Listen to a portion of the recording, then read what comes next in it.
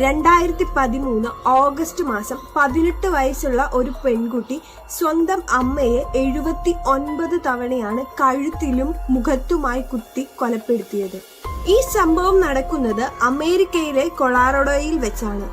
ഈ സംഭവം നടക്കുന്ന ദിവസം രാവിലെ ഇസബെല്ല തന്റെ അമ്മയ്ക്ക് യു വിൽ പേ എന്നൊരു മെയിൽ അയച്ചു.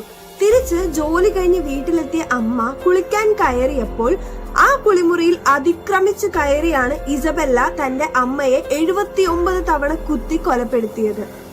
ഈ കേസിലെ വേറൊരു പ്രധാനപ്പെട്ട കാര്യം എന്തെന്നാൽ ഇത് വിചാരണ നടക്കുന്ന സമയത്ത് കോടതി മുറിയിൽ വെച്ച് ഇസബെല്ല വിചിത്രമായി ചിരിക്കുകയും കണ്ണിറുക്കുകയും മറ്റുമാണ് ചെയ്തത്. ഇസബെല്ലയ്ക്ക് പാരനോയിഡ് ഫിസോഫ്രീനിയ എന്ന ഗുരുതരമായ മാനസിക രോഗത്തിന് അടിമയാണെന്നതും കണ്ടെത്തി.